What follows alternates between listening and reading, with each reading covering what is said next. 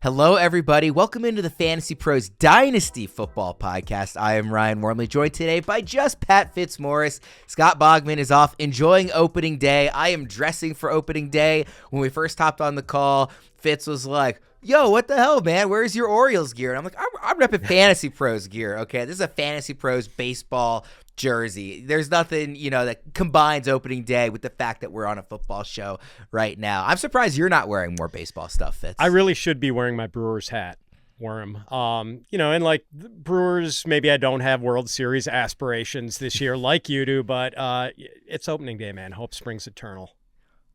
Yes, it was funny the other day. Fitz asked me who was starting opening day for the Orioles, and I almost didn't have the heart to remind him that it was the Brewers' former ace, Corbin Burns. The good thing for you is that Fantasy Pros' colors are essentially the Brewers' colors, so it kind of you're kind of wearing a Brewers hat anyway. That's enough baseball talk though for the folks who don't care about that sport and are here for some Dynasty chat. Like I said, no Bogman today. He will be back again next week though, so just missing the one show. So you just are stuck with myself and Fitz for today. We are talking about first round values today, kind of asking the question, what can you trade your rookie first round picks for, or vice versa, in your dynasty leagues as of right now? We're still, obviously a few weeks away from the draft, so some of this stuff is still kind of subject to change here and there, but we figured it's a good time to kind of step back and get a snapshot of what these picks are actually being valued at in real leagues right now. Just to let everybody know, all of our early 2024 consensus rankings and tiers can be found at fantasypros.com/rankings. You can also navigate from there to our staff dynasty rankings on the site as well. Also, we compiled a bunch of mailbag questions that were sent to us on Twitter, or X, whatever we're supposed to call it now. So we are going to be doing that for the second half of the show. First half, we'll be talking first round pick values. Second half, we will be answering some mailbag questions. So thank you to everybody for sending those in. Fitz, let's jump right in. We will start at the very top. And the way we're going to do this is we're going to look at these, not each individual pick, but we're going to look at them as in tiers. So we kind of talked and broke it into 4 tiers of the first round. And tier 1, I think to both of us is pretty obvious. The 101 Caleb Williams, and by the way, I should say this is super flex is what we're assuming. 101 Caleb Williams and 102 Marvin Harrison Jr. We think those are the clear tier 1. So how are you approaching either trading away or for those two players, or really those two picks, but we're kind of referring to them as those two players? Yeah, you and I think it's a clear-cut tier with those two players. I know some people like Malik Neighbors as much as or more than Marvin Harrison Jr., which is cool. And in 1QB dynasty leagues, I think it is kind of a two-man tier also with those two wide receivers at the top. But boy, I mean, I think, Worm, you are going to have to pay through the nose if you want to acquire one of these picks. And I can't imagine there are going to be a lot of deals involving 101 and 102 in the run-up to rookie drafts, just because of the price and what an extraordinary year this is. As far as top-end talent, and maybe some people aren't all in on Caleb Williams or Marvin Harrison, but I don't know, I kind of think they should be. So I guess one way to justify it is if you're doing a complete teardown, you're willing to deal some still productive veterans and probably multiple productive veterans for that cornerstone piece to start your rebuild. Or maybe you are on the cusp of a championship and you think that window is open and you think that multiple productive veterans would do you more good than either Caleb or Marvin Harrison could do for you in 2024. Yeah, it's funny because last year I was actually in one of those positions where I had the 101 in our work dynasty league, and I was very clearly in rebuild mode, and the 101 last year was very obviously Bijan. And so I said, listen, he's a running back. I'm not going to be contending the next 2 years. Let me get a huge haul for him, which I did from our friend Mike Mayer. This year is different because you're looking at a quarterback and a wide receiver, not a running back. So these are foundational pieces that even if you are in rebuild mode, they should still be good for you for a decade plus. So it's a little bit different than it was, for me last year as well. Are there, I mean, looking at Caleb specifically too, like in startup drafts, in Superflex leagues, I think he's very likely a first round pick. He's, if you were looking to trade in a Superflex dynasty league, like, Justin Herbert or CJ Stroud or Joe Burrow, one of these, like, not like top of the tier 1 quarterbacks, but like next ones down. And that kind of feels like where you and others are ranking Caleb Williams. You're looking at like 3 first round picks or something like that at minimum, like just to start the conversation. So if we're saying Caleb is in that sort of region already in terms of value, then that kind of feels like where the conversation at least gets started, right? Yeah. So the Burrow comparison is pretty apt. Like, I think the value is maybe pretty similar with those two. Burrow, obviously older but more proven. I'd rather have Caleb than Justin Herbert right now in a drive, just because of the way it seems like things are headed with the Chargers, with Greg Roman running the offense, which you should know all about, Worm. As a Ravens fan, they're not going to be pass heavy. Surprise, surprise. I'll just, I've read the script on the 2024 season, yes, and I can tell you that the Ravens will be one of the 10 heaviest running teams in the NFL. So there's that. I don't know. Let's say you were holding 101, Worm, and I was holding 106. If I offered you 106, 206, and 306 for 101, would you take it? No, that I would say no. Not enough. Yeah. Like pretty quickly. Yeah. Yeah. Like, I mean, that's kind of how it is. Like, I think for 101, like CD Lamb and a pick to get into one of those spots, or maybe, I don't know, maybe some people would take CD Lamb for 102 straight up. I don't know if you could get 101 for CD Lamb straight up. You might need to throw something in. Like 102, maybe Amon-Ra St. Brown in a throw in. I was gonna say, are you hinting at something? Because in our Dynasty League, I have CD Lamb and you have the 101. Are you trying to work a deal here right now? Like, my heart is pretty set on Caleb, and I need the quarterback in that league. So I do as well. So I can relate to that. Let's look at our Dynasty trade value chart. This is a monthly chart that we update every single month on the site of Fantasy Pros. So this is as of the March update, which we did update in mid-March after free agency, so it's a little more recently updated than it would usually be at the end of the month. Again, you can find this on fantasypros.com, the Dynasty Trade Value chart. You can Google that as well to find it. And so I want to put it to the test. I'm going to give you the value of the pick, and then a player or two that is equivalent value to that in the trade value chart, and see what you would decide to do. Okay. The 101 is valued in our calculations, the way we number it, at 94. That's equal to both Joe Burrow and Justin Herbert, actually. Now, it sounded like you said you would rather have the 101 than Herbert. I know you're a huge Burrow fan. What would you do between those two? Oh, man, that one is really tough. I think I would take 101 over Burrow. Really close. I think I'd rather have, and it maybe depends. If I thought the championship window was open, I guess I'd prefer Burrow. Okay, I think that's reasonable. I think Caleb Williams is so intoxicating. But obviously we've seen what Joe Burrow can do. I think I would probably lean Caleb as well. But I think it's right that they are evenly ranked in terms of value here. I think that's fair. You are undaunted by Caleb Williams' Hello Kitty phone? No, I saw somebody say this on Twitter the other day, and I think it's really apt that Caleb Williams isn't like that weird or anything off the field. He's just the first Gen Z quarterback, and most football watchers don't know what that's going to mean. But like, he's the first guy of that generation who is now in a very prominent, starring quarterback position. And I think like we're just going to see more and more of those. That generation is, I'm not even judging them, but they're their own thing. And I think that's going to be more and more prevalent moving forward. Yeah, it's going to be fun to see how that works out in Chicago, the city of big shoulders, the city that works. If it's going to fly with pink phones and Ric Flair feather boas. But if he's going to be the best quarterback in franchise history, which I think he very likely will be, then they'll be very happy with that. I think you're right. Anything else? The 102, so, again, we're assuming Marvin Harrison Jr. here, but that pick in a vacuum is worth 77 on our Dynasty Trade Value chart. That's equivalent to Amon-Ra St. Brown or Kyler Murray. What do you think about those two versus the 102? Boy, interesting to have Kyler Murray here, since if this pick is going to be Marvin Harrison Jr., that could be Marvin Harrison Jr.'s quarterback in year one, quite possibly. I think I'm taking Marvin Harrison Jr. Worm, you and I are both Big Ten guys. I mean, we have been watching this guy for a couple of years. Like, is there any doubt in your mind that this guy is going to be a super duper star at the NFL level? Zero doubt. Same. He is, like, without hesitation, I am putting him as a top 4 wide receiver in Dynasty right now. I think Justin Jefferson, Jamar Chase, and CeeDee Lamb are the only three that I would take over Harrison, because I think a year from now it's very, very likely, unless like for some reason the Patriots do end up taking him and not solving quarterback, I could see it feeling like, well, maybe his value looks a little worse a year from now because he was in a terrible situation. That is the only outcome in which I think he is not a clear top 5 wide receiver after his rookie year in dynasty leagues.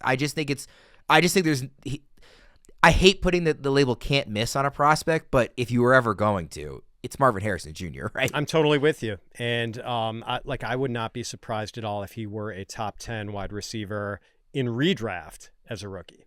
You're ranking him as such. We did a show with Erickson earlier in the week, and we went through our top 36 picks, and you had him, like 17th in your early rankings? I mean, overall, not wide receiver. Yeah, it's like 11th or 12th, I think. I've got him way up there. I've got him, maybe it's just outside wide receiver 1 range, but he is like right at the back end of wide receiver 1 range for me.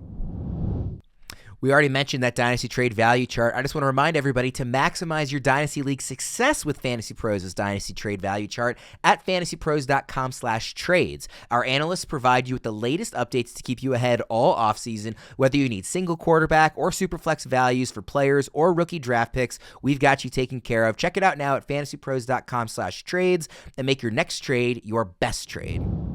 Let's move to tier 2 here, and you and I decided that this was the 103, the 104, and the 105. I think likely to be some combination of Jayden Daniels, Drake May, and Malik Neighbors. That's how we're looking at it. Unlike tier 1, I think these names could go in pretty much any order depending on personal preference, depending on landing spot, depending on team need. So a little less set on what each pick is, but in this tier of really, really good prospects that you'd be very happy to add to your team.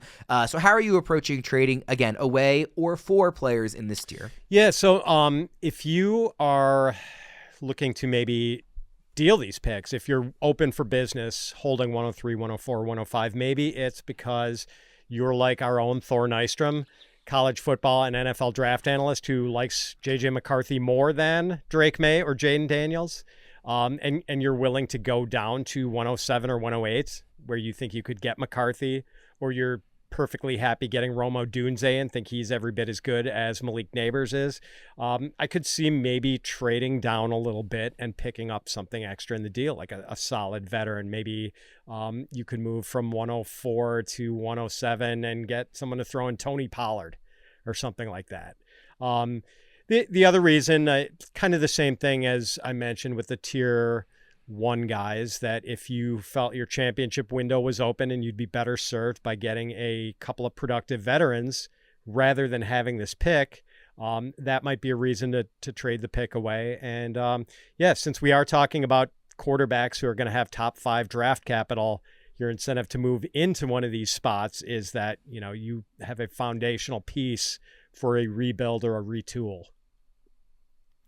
So if tier 1 is, I need the trade offer to be essentially a Godfather offer, you can't refuse, it's just too much to possibly say no to, let's call that a 10 out of 10.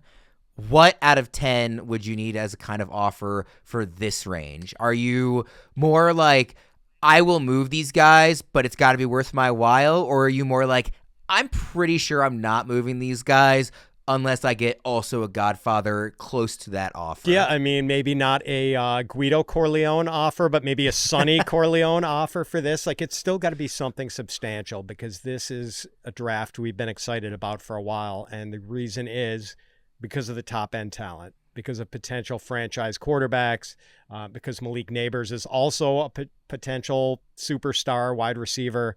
You're going to have to come strong, I think, to get one of these picks. I shouldn't keep referencing The Godfather. I've only seen the first, and I watched it like on an airplane, like on my computer in a terrible setting. So I'm not like the Godfather expert here. Fix that, and see Godfather 2, which is every bit as good as Godfather 1. I have definitely heard that. I'm aware that Godfather 2 is like greatest sequel ever made. It's amazing. Like, and that 3 is supposed to be not very good. Correct. They're very long. They're long movies, and it's not that they're bad, but they're long. So it's hard to find the time to sit down and say I'm going to actually watch these. Let's look at the Dynasty Trade Value chart here. The 103 is valued at a 74 in our trade value chart. That's equal to Brock Purdy or Dak Prescott. What do you think about either of those guys for the 103? There's no way I'm taking Brock Purdy for the 103, and I think we need to manually adjust that ranking. Like I like Purdy is interesting, and like I think he's got a bright short-term future as the 49ers quarterback, but I don't know. I don't think he's close to being worthy of this. Dak is interesting. I'd rather 103 than Dak too. And Dak is good, but he's at the height of his powers, and we don't know how much longer Dak is going to be at his peak.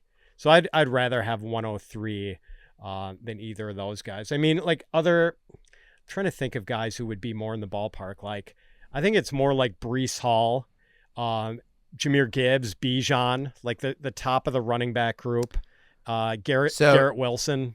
So Bijan, again, in our values, there's room for interpretation here, but if the 103 is a 74, Bijan is a 75, and Breece Hall is a 73. So they're on either side of where we're valuing the 103. So you're spot on with those. Yeah. Yeah, and I mean, like that's an offer I'd maybe consider if I had the 103, like getting one of the best running backs in Dynasty. Sure. To give a sense of where Purdy and Prescott are, by the way, we gave you the numerical value. That's QB 14 and QB 15 on our trade value chart there. So there are 13 guys that are valued more highly than them. I'm with you. I mean, like the situation for Purdy is just so sublime that it's like I get why there's excitement about, if you have him on your roster and trying to win now, he will probably accrue a good stat line again next season. Let me ask you quickly, is your answer different in terms of that 103 question if I'm telling you it's specifically Jayden Daniels versus specifically Drake May? Because I think you are with me on being higher on May, right? I am higher on May, but Daniels is like maybe that's a mistake because Daniels has that rushing potential. I'm just a little worried about the long-term business model for a quarterback that thin, who has sometimes not always protected himself very well from taking like killer shots from defenders. That's kind of my concern about Daniels. Like physically, will he hold up as this kind of taller, lankier guy? Okay, and then the 104 is valued at 71. That's equal to Jahmyr Gibbs, another top running back in the Dynasty trade value chart. What do you think about that? That's pretty close. I think that one is pretty fair. What would you think? Would you rather 104 or Puka Nacua? I think I'd rather have the 104 because just the value quarterbacks in a super flex is like really can't be overstated. So if you think one of May or Daniels is good, especially if it's May, I'm definitely taking May because I'm a big fan. But if a quarterback hits, they're just going to be more valuable than even a top 8 receiver in Dynasty. And I also think Malik Neighbors has every opportunity, if he gets in the right landing spot, to pass Puka in the rankings. Not a guarantee. Puka's awesome. It's not a knock on Puka, but it's a possibility he does. Plus, you're also telling me maybe I get a Drake May there too. I think I'd rather have Puka than maybe a Jayden Daniels because I'm with you. I'm just so concerned about, frankly, just durability and like the recklessness with which he plays. But if you're talking May or Neighbors, I think I'd rather have them than Puka. Yeah, that's fair. The last one here in this tier, 105, is a bit of a drop down. 64 is the value we have on the value chart. That's equivalent to Jonathan Taylor, A.J. Brown, Chris Olave. Any of those names stand out as ones that you would like to trade for 105 or vice versa? Yeah, I mean, I love Jonathan Taylor. Really high on A.J. Brown and Chris Olave too. But I think I'd rather have Malik Neighbors than any of these guys. I mean, close call with A.J. Brown and Olave. Because those guys have demonstrated it at some point. And I still think Olave is terrific, even though it seems like maybe his value has dropped off just a smidge after the end of last year. But those are in the ballpark. I mean, Devon Achane, is he like, I don't know, I guess I'd still rather have Neighbors than Achane. Achane is, I'm trying to find, he's a couple spots down from Taylor. He's like... Yeah. He's Taylor's 64, Achane's down at like 57, so it's RB4 versus RB7 on the chart. So in that range, but a bit of a step down. By now, most of you have probably heard of Reality Sports Online, the powerful fantasy sports platform where owners get to build and manage their fantasy team like an NFL general manager. But the question is, Have you tried it? It's time to go see what all the buzz in the Dynasty community is about. Free agency, multi-year contracts, a rookie draft, multi-team trades, franchise tags, contract extensions, first-round rookie options, automated contract and salary cap functionality, and much, much more. Think it sounds complicated? It's not. The best thing about Reality Sports Online Fantasy Front Office is that it doesn't take any more time than a standard league. It just requires more strategy. Think you're among the fantasy elite? Well, this is the platform to test your mettle. Still not sure? You can test out your general manager skills for free in a mock free agency auction. If you like what you see, use the promo code FantasyPros to receive a 10% discount on your team or league today. That's promo code FantasyPros to receive a 10% discount on your team or league today. Fantasy just got real at realitysportsonline.com. Let's go to tier 3 here, and you and I have identified this as 106, 107, 108.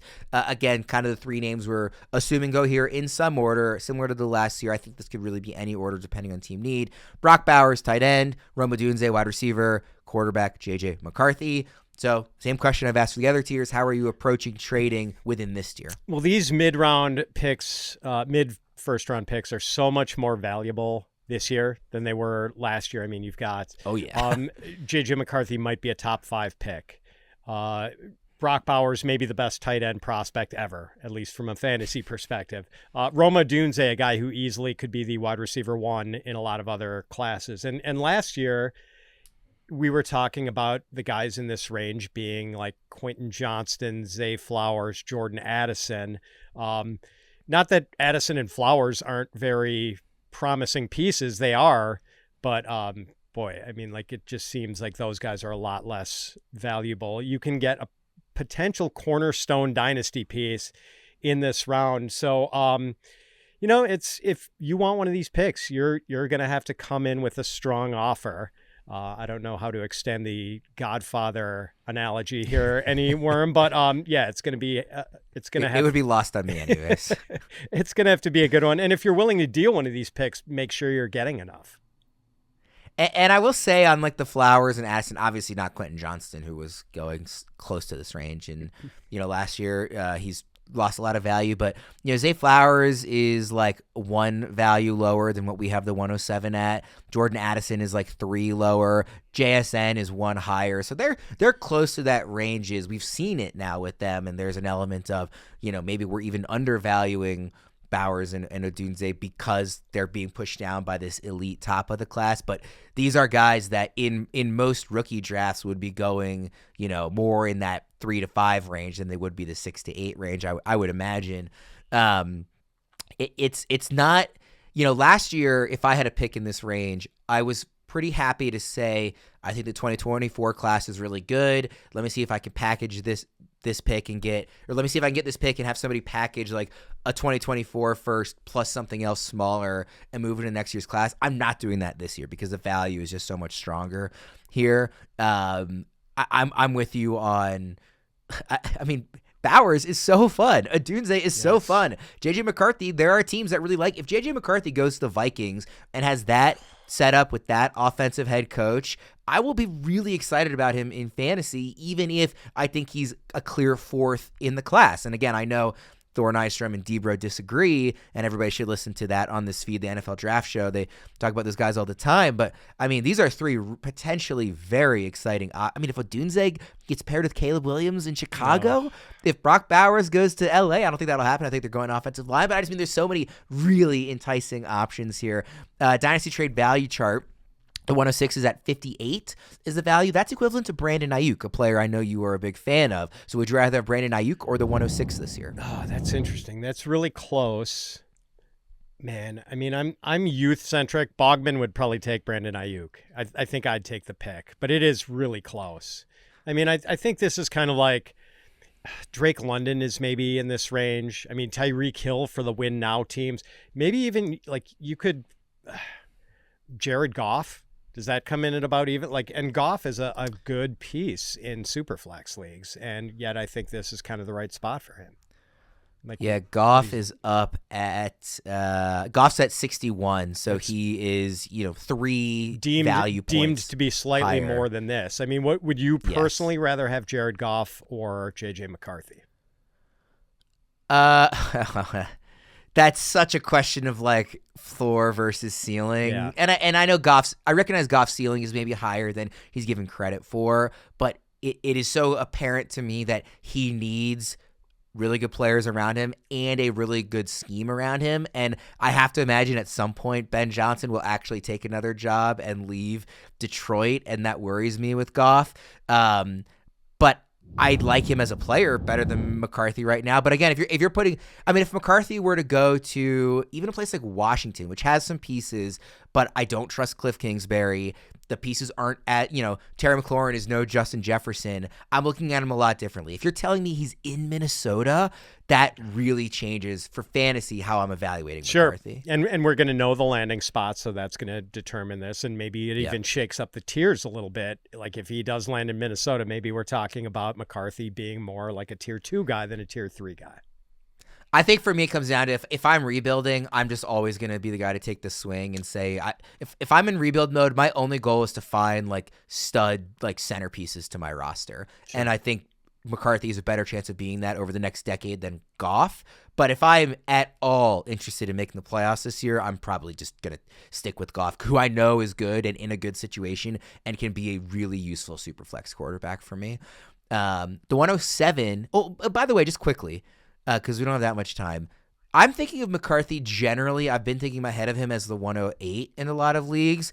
Do you think he's more like 106 or maybe even a chance of moving to 105 if he goes highly in the draft? Or do you think he's still going to be behind kind of the Bowers and Odunzes of the world? I think landing spot will matter, Worm, for sure. Like if it somehow works out that he lands with the Raiders or whatever, 108 is probably the right spot. But if he goes to the Vikings, I think we're going to have to move him up. I think if he goes to the Vikings, he's probably a tier up, even though I think he's a step down from those players. I think it will be 103 to 106, and then Bowers and Odunze at the 7 and 8 in most leagues. I would guess. Agreed.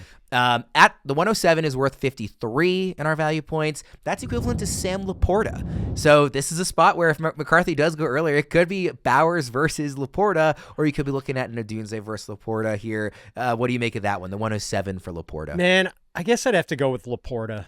What he did as a rookie was so impressive. I mean, hard not to. He's going to be a cornerstone at the position for a long time, like a top 3 guy. And as good as Bowers is, like, are we ready to predict that he's going to instantly be as good or better than Sam LaPorta? I don't know if I'm ready to go. If Sam LaPorta didn't exist and Bowers did this year what LaPorta had done last year, we would be talking about him as like one of the greatest dynasty assets you could possibly have. And LaPorta actually did it. And, obviously we would love to see Bowers do something similar, but like it was a historic season. It wasn't a really good rookie season. It was a historic rookie season. That's really hard to ignore. He's rightfully dynasty tight end 1 right now in the value chart. And then the 108 is down at 47 value points. That's equivalent to Deebo Samuel or, interestingly, Bryce Young. How would you value the 108 versus those guys? Man, I mean, I guess I'd prefer the 108 to Bryce Young.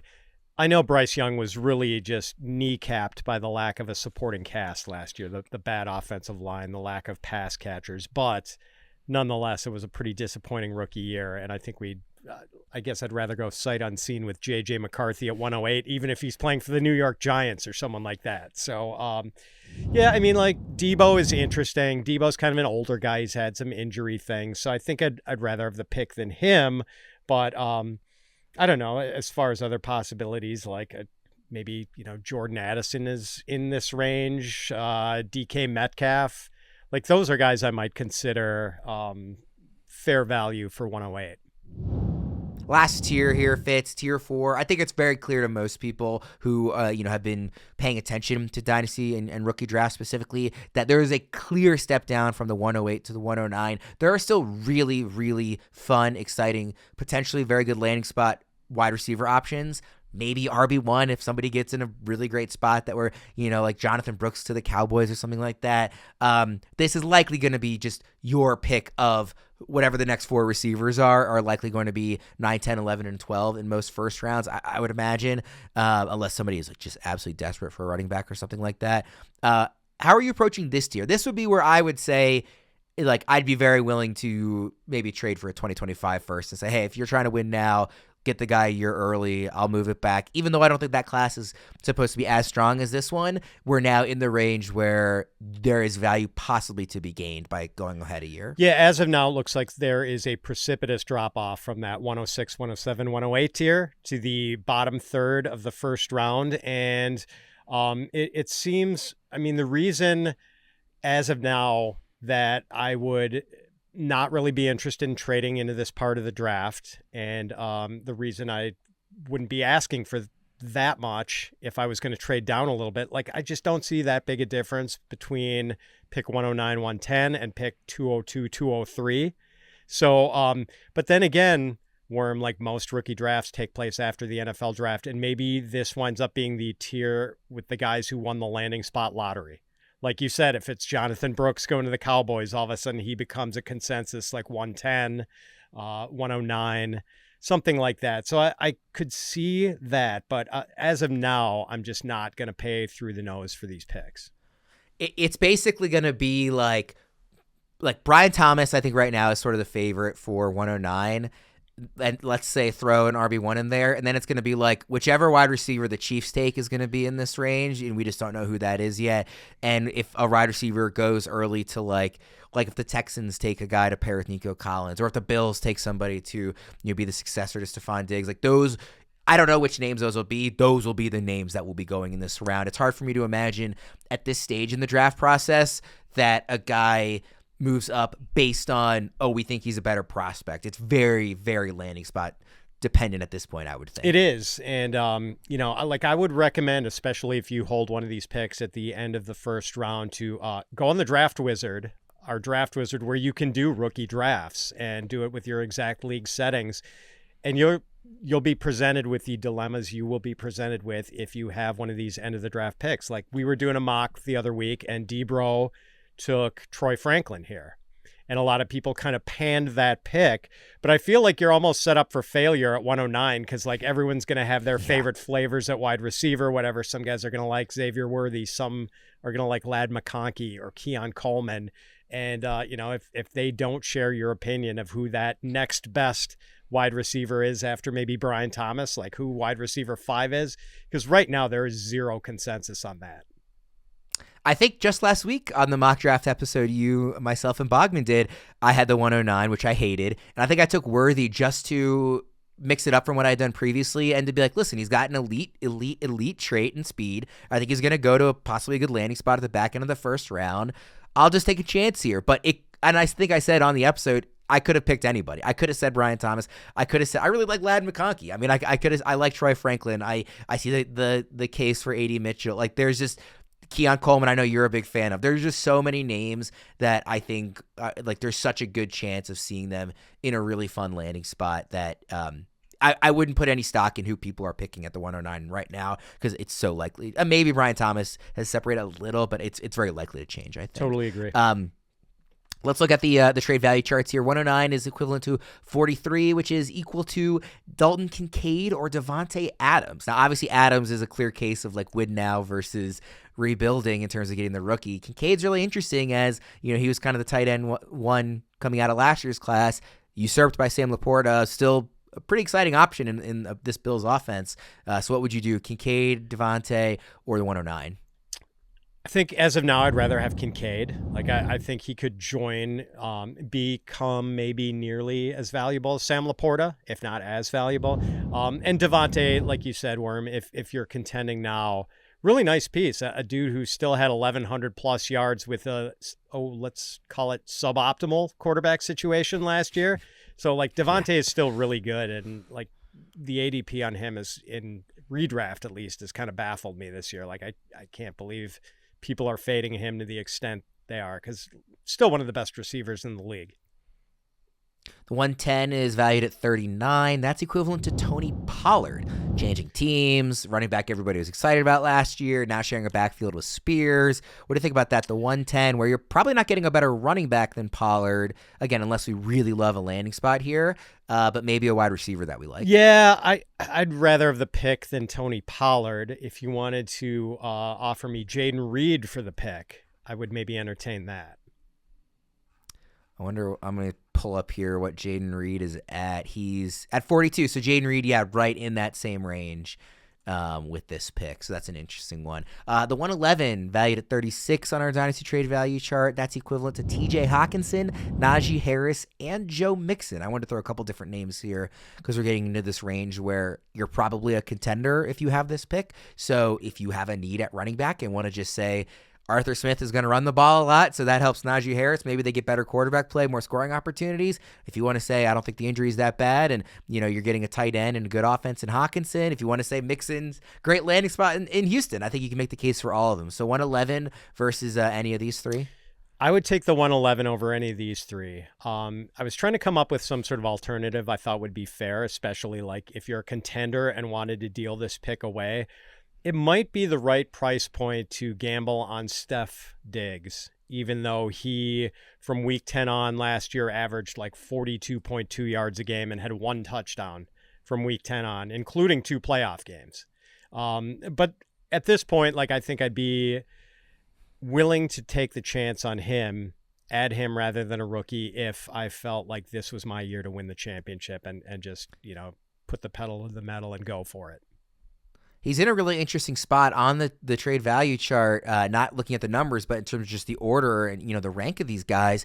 It goes 33, Brian Thomas, 34, Ladd McConkey, 35, Troy Franklin, and 36, Stephon Diggs. So he is behind a handful of those rookies, or roughly equivalent to them, a handful of those rookies who will be going in this range, I would think. I think that's an interesting one. Lastly, 112 is valued at 33. That's equivalent to Christian Watson. Oh, interesting, man. And since I'm a Packers fan, like I might have a bias, but Watson hasn't done it yet, and he's had these chronic hamstring issues. So I'd rather have the pick as of now. I would tend to agree. I know that we had a couple of members on our staff who were very excited about Christian Watson going into last season.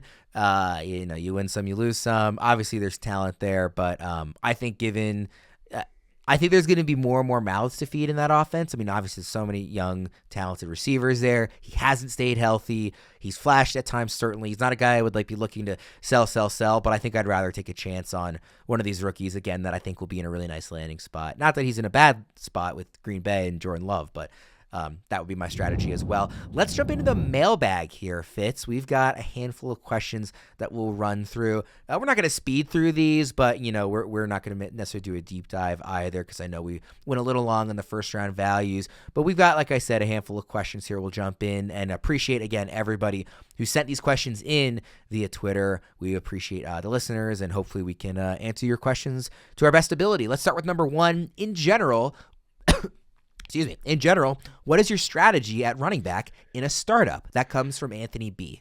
Pay down, generally. I like to build a foundation at quarterback for sure in Superflex, but and wide receiver. Like I always prioritize wide receiver over running back because performance is more predictable at the wide receiver position than at running back, and wide receivers tend to age better than running back. So that's why I want to go that route in Dynasty.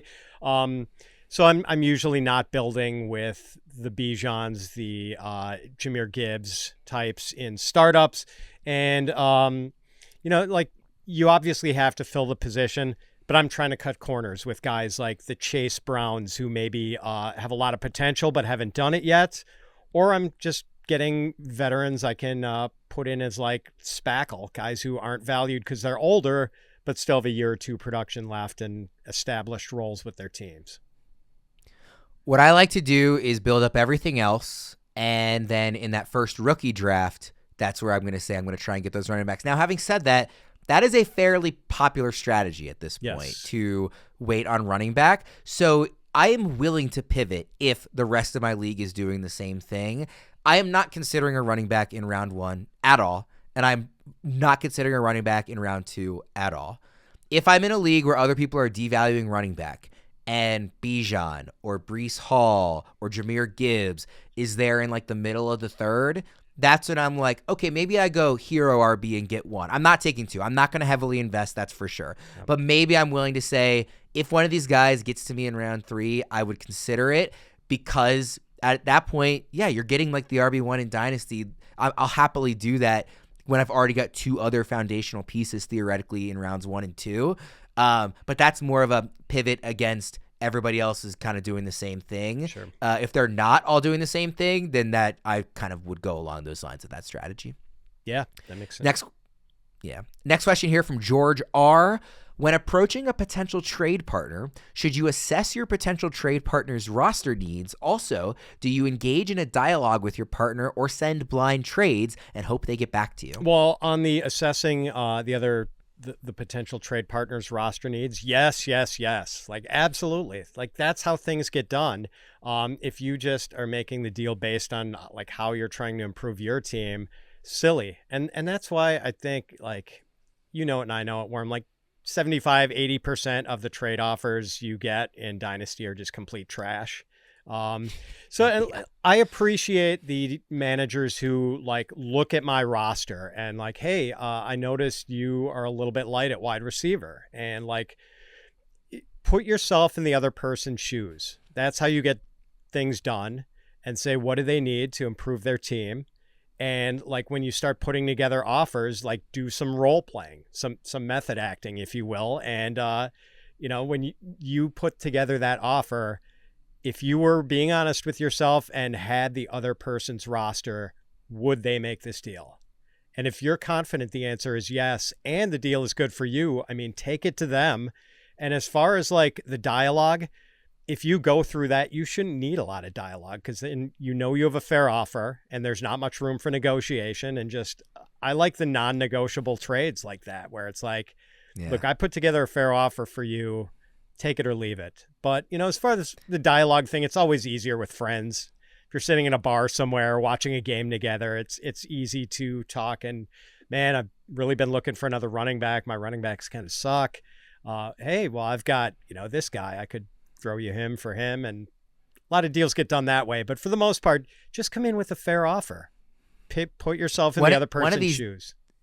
One of these days, I want us to get a deal done in our Dynasty League on air during the taping of one of these shows. We need to. That will be a goal of mine. I'm with you. I think equally as importantly as assessing your trade partner's needs is assessing their strengths, because I think it's very easy to be like, oh, they need whatever position, a wide receiver. Let me see if I can get a running back for them for one of my receivers. Well, they might also need running back help. Like, I think it's easy to see like, oh, you have this need and kind of ignore the rest of the roster. So you should look at it in totality. And also, I think that's where you can find value. If you're looking to trade with somebody who they just like are loaded at wide receiver. They have 6 guys that are ranked in our top 24. It's a position they valued, but you can't start them all. And if anything, it's maybe even too much depth. Well, you can get value because their team, maybe on a trade value chart, it's not even, but it makes their team better to get a running back where they have a hole and give up maybe a wide receiver who's definitely worth more, but because he can actually start the running back. So I think I would expand upon just saying, look at your potential trade partner's roster needs and say, look at the totality of everything. And then I agree with you. There shouldn't need to be a lot of dialogue if it's a fair offer. And if there's a lot of dialogue, either they're probably not really interested for whatever reason. Maybe they're just not a team that likes to make trades or whatever, or it's probably not a fair offer, I think, or if you really need to go back and forth too much like that. So I'm with you on that. Next question here. This comes from Kevin Coleman, actually from Football Guys, friend of the show. If you had to choose between Rashee Rice, Jackson Smith-Njigba, Zay Flowers, and George Pickens to be the better Dynasty asset at this time next year, who are you taking and why? Again, that's Rice, JSN, Flowers, and Pickens. Leave it to the great Kevin Coleman to stick me with such a tough question. Well, Kevin, if there's a hole in my game, it's probably that I tend to stick with my initial reads on players too long. And I really did like Jackson Smith-Njigba's draft profile the most out of all these prospects. He just turned 22, and while it's not ideal that he's going to be competing for targets with DK Metcalf and Tyler Lockett again, the fact that he's so young gives this kid a really long runway, and I think he'll eventually have less target competition. So I'll take JSN over Rashee Rice, Zay Flowers, and George Pickens. I think it's a fantastic question because I like in just reading the four, it's like, oh yeah, it's got to be right. Well, it should probably be him. Actually, I see the case. It's like it's so easy to go back and forth and be like, well, you can kind of, Pickens, there's no target competition right now. Flowers, there's really none at the wide receiver room. Of course, there is a tight end, and he's got not the best quarterback in this group because obviously Rice has Mahomes, but he's got the second best quarterback in this group. Rashee Rice is attached to Patrick Mahomes, but they are probably going to, get another receiver. It's like, I'm talking in circles because you can make the case for all of them. Yeah, quick point, like Andrew Cooper, friend of the show, he posted something on Twitter about like how the Chiefs far and away led the NFL in like screens to wide receivers and tight ends last year. That was out of necessity. They didn't have pass catchers who could really do business successfully downfield. Now they've got Marquise Brown, and we know they're going to draft someone else. So there's going to be more target competition. A lot of those screens were going to Rashee Rice. I think we're going to see less of that in 2024. I would probably go either JSN, who I adored in last year's class, or Flowers because I'm going to tend to lean with the rookie who I think can take that big year 2 leap. And I think I saw a lot out of Flowers. Obviously, as a Ravens fan, I watched a ton of him. That makes me think there is a level to be unlocked here. Lamar's second year in Todd Monken's offense will be more comfortable. I think there'll be a better connection on the deep ball. So I'm really excited about Flowers next year. And JSN, if he can get the actual opportunity, which I think he will earn this season, I would be really surprised if he doesn't. I think those are the two that I think take the biggest steps forward. But Rice is probably starting from the best point. So it's not who takes the biggest leap, but who will be the better dynasty asset at this time next year. I kind of throwing my hands up, and I'll say Zay Flowers just to be a homer, but that's because I really can't make a decision amongst them. I see the case for frankly all four of them. So thank you, Kevin, for the question. Next question here from Nathan J. Is there any justifiable reason to do rookie drafts before the NFL draft? I see leagues that do this and just seems crazy and really adds more of a lottery feel to it. I guess that could be fun on draft day to see if you scratched off a surprise winner. I like the way he phrased that, with the lottery metaphor there. What do you think about that one, Fitz? Yeah, Nathan frames it pretty well. I think some people like to do it because it really tests your prospect evaluation ability. And I think the best example is the case of Hakeem Butler. Back in, what was it, like 2019? Oh man, I'm forgetting the year, but like a lot of people rated Hakeem Butler as the number 1 wide receiver in the class. He was big, he was fast, he had this great final season at Iowa State, but then Butler went into a complete free fall at the draft. Some people thought he was going to be like a first round pick. Not a first round pick, not a day 2 pick, winds up going at the top of round 4. And the people who had ranked Butler as their wide receiver 1 in that class got bailed out because they saw what the draft capital was and saw that the NFL didn't value him the way like fantasy Twitter did. So if you hold your rookie draft before the NFL draft, misjudgments like that hurt you more. Sharp analysis hurts you more. But then again, he's right about the landing spot lottery. You might really like a guy and like, oh, it's a quarterback who goes to the Giants, or it's a wide receiver who goes to an already crowded wide receiver room. Ultimately, Nathan, I'm with you. I prefer the post-NFL drafts. Yeah, maybe it's like even this year, like a Bo Nix, you get him kind of later in the rookie draft, and all of a sudden, the Broncos are desperate, and now he's looks like the starting quarterback in a Sean Payton offense. I think even last year, to a much lesser degree, because everybody already liked him, but last year I was very happy to take like JSN over Jahmyr Gibbs, for example, even though I really liked Gibbs. I think Gibbs was a top 12 pick, and that draft capital means something and is a sign of what the team believes in, what the NFL thinks about a player. So that, made it easy for me to then kind of move Gibbs up in my estimation. Again, much less degree than, the example of like Hakeem Butler like that. I think it's a fun twist to kind of shake things up, but it's definitely always going to be safer after the NFL draft, right? I mean, that's kind of it's kind of like people who draft like August 1st versus like you wait to see what all the injuries happen later. Right. It's like the more information you have, the easier it is. So if you think you're really sharp and smarter than your league mates, then I would push you to go earlier and see, I can read the tea leaves better than you. I can evaluate prospects better than you, but it's more of a unique twist to it, not anything that I've seen happen too often. For the poker players out there, it's like betting pre-flop versus betting on the river. Mm-hmm. I'm not much of a poker player, so I'm just gonna nod and say, yeah, totally, like as if I understood that. I enjoy poker, but I'm just not good at it or know any of the terminology. Next question here from Rory B. With Puka being drafted late second, early third in some startups, has he become a sell high option? Stafford's health is always a question, and maybe Kupp bouncing back could harm Puka's output. Well, Rory, we are all drinking the Puka juice here at Fantasy Pros. So, I mean, I've got him as a late second rounder myself. I guess he didn't actually mention the biggest concern I have with Puka is it's not Stafford's health. It's Puka's health. I was going to say the same thing. He missed a lot of time in college. He missed time with a broken foot. He missed time with an ankle injury. Sarah Barshop of ESPN had a story about Puka last year and wrote that some NFL teams didn't even have him on their draft boards because they were worried about his durability. But I'm not concerned about it. Like he's had no ligament tears in his past, no chronic soft tissue issues like, Christian Watson has all of a sudden developed. So I'm pretty bullish on Puka going forward, honestly. I think he is, yes, a sell high option, but emphasis on high. I think that it's really easy to look at a player and say, oh, he's a sell high, and that just means trade him for the best value you can get. And I don't mean that. I mean, if you can trade him for a truly elite asset or two really, really good assets, then I am willing to do that. But again, I think people often, misconstrue sell high as sell, and he is not a sell. But if you can sell high, given that there is some degree of risk with him, I'm willing to do that. I did that. It was early last year before we saw what he did in totality last season, but I sold him to get Garrett Wilson in our Dynasty League. I'm happy to do something like that where I'm feeling pretty good that I'm getting an elite asset in return. Now, again, Puka looked really good the rest of the year, so you can quibble about whether or not that was the right move, but that's the type of move I'm willing to make with Puka, not sell to the highest bidder, if that differentiation makes sense. Next question here. The Dynasty tight end market is changing with the emergence of young talent and some studs getting older. Does this change your startup strategy or how you view tight ends in trade? That comes from Dave H. Yeah, this is Dave Heilman, by the way, one of my good buddies in the fantasy industry. Super good guy.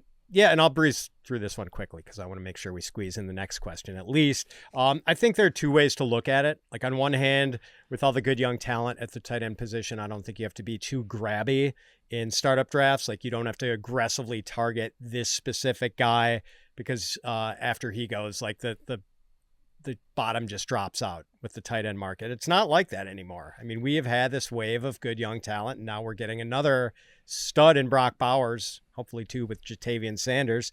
On the other hand, like I want one of these good young guys in my startup if I can do it. So ultimately, I think I'm just kind of value hunting. Like I'm looking for a good tight end at a reasonable price and preferably a good young one. But if I have to ham and egg it for a couple of years with Dalton Schultz and Hunter Henry as my two tight ends, like so be it. If different startup drafts have like these different cultures and some people are going to be really into the tight ends, especially if it's tight end premium. If it's tight end premium, the price on tight ends sometimes gets a little silly. And in that case, then I'm definitely more likely to have a Dalton Schultz, Hunter Henry combo. Do you have a round that you'd like to take your tight end in startup? Like obviously, let's say assuming you're getting good value in every round, you'd like to fill out your two quarterbacks first. You'd like to get at least a stud receiver, maybe a running back. Is there a round where you're saying, if I can get a good young tight end I feel good about here, I'll be happy? I'm not even thinking about tight end till the 5th or 6th. In a super flex startup, it's 5th or 6th or beyond, usually beyond. Okay. Let's go to a question that I think was one you were referencing that you want to get to. Quick hitter takes on the top 2025 rookie picks and how those guys compare to this 2024 batch. That's from Nathan B. I mean, I think what made us so excited about the class of 2024 as far back as a year ago was that just the combination of depth and spectacular top-end talent at the wide receiver position, a quartet of quarterbacks, or maybe we thought it was going to be just 2 or 3, but now it's 4, who are going to be top 6 draft picks and one of the best tight end prospects of all time. So like that's a pretty appealing package. Class of 2025 is pretty interesting, but it doesn't look like it's going to be as good. Not as strong as quarterback. And honestly, I don't even know who the QB1 is going to be. Maybe Drew Aller of Penn State. So there's some really good receivers, like Luther Burden of Missouri could be the number 1 pick in the NFL draft. Like he's going to be very exciting. Emeka Egbuka, who a lot of people thought was going to come out this year, he's going to be a gem. But here's what I like most about the class of 2025, Worm. Whereas this year's running back class is just okay and kind of a mixed bag, next year's running back class looks really juicy. I mean, Ohio State now has 2 top running back prospects they already had Travion Henderson at Ohio State, and now they're getting Quinshon Judkins transferring from Ole Miss. I mean, talk about the rich getting richer. That's just an embarrassment of riches in the OSU backfield. Rocket Sanders from Arkansas, Donovan Edwards from Michigan, Jaquavius Marks from Mississippi State, Taj Brooks from Texas Tech. Really fun running back class. Nick Singleton, too, at Penn State, who was really good as a freshman, took a bit of a step back last year. Yeah, it's interesting. I find that I don't typically start really thinking about the next year's class until we get there. I try and think about the value of the picks, just from reading what other people who are frankly smarter than I am are saying about them. And I love, like you said, the running back class is really exciting. I've seen, like we just mentioned, like Kevin Coleman, I think he's really high on Luther Burden, for example. So, like, I kind of try and see what names people are already starting to talk about, but I don't feel like I, have dive deep into it or anything like that quite yet. I do think on the quarterback, like, I'm gonna guess it's not Aller or Shadur Sanders. I'm gonna guess it's somebody that kind of comes out of nowhere to be QB1, because it just feels like one of those years where there's not like that preordained guy like Trevor Lawrence or Caleb Williams or whoever. Let's very quickly hit on these last 2 that we wrote down. We'll go speedy through these. From John M., what are you doing with players like Ryan Tannehill, Sam Howell, Mac Jones, and Justin Fields if they are on your team? What are you sending to acquire them individually in a 12-team Superflex 5-point touchdown scoring league? These are obviously all former starting quarterbacks that are now backups. Yeah, so this is John McGlynn, who is the commissioner of a league that I'm in, a Dynasty league. So obviously he's feeling me out for inside information. Good buddy of mine. John's awesome. Hosts the... Dynasty Evaluation Show and Commissioner Evaluation Show. So he is a pillar of the fantasy community. If I have Justin Fields, I am holding him right now. Like, I'm still a believer, and there's no way I'm going to sell him right now with his price at absolute rock bottom. So he's just a complete hold. I would probably trade Sam Howell for a bologna sandwich. Like, I just and I've got him sitting on a roster. Like, come and make me an offer. Like, 3rd round rookie pick, fine. Like, his season just went completely off the rails last year. Like, completed less than half his passes in the last few weeks. And like, when he was fantasy relevant for a while last year, it was just based on sheer volume. He was leading the league in pass attempts at one point. Takes way too many sacks. I mean, I suppose Justin Fields does too, but I'm a much bigger believer in Fields' talent than I am in Sam Howell. So, and then who were the other 2 guys? Mac Jones and Ryan Tannehill. I mean, what are you going to get for Ryan Tannehill in a deal? I was going to say, I'm not even taking the bologna sandwich. I'll just take the bologna. Like, you don't even get the bread. Done. Exactly. Yeah, sold. Last question here. How do you assess your team's positional needs when you have many players suddenly all on a new team? This comes from MB Football. The examples he gave: Swift, Pollard, Mixon, Moss, Edwards. So again, how are you assessing your positional needs when all these players are suddenly on a new team? I just think you have to look at the parts individually and determine whether the new surroundings significantly boost or decrease the fantasy value of these players. Like, I think Zach Moss and Gus Edwards are kind of like marginal back of the roster guys who've like gained value as a result of where they're going. I think Tony Pollard has lost value going where he is and now having to maybe share with Tyjae Spears in a worse offense. And I don't think the value of DeAndre Swift or Joe Mixon has changed much. Like, much different surroundings, but ultimately I think it's kind of a push as far as whether they gained or lost value.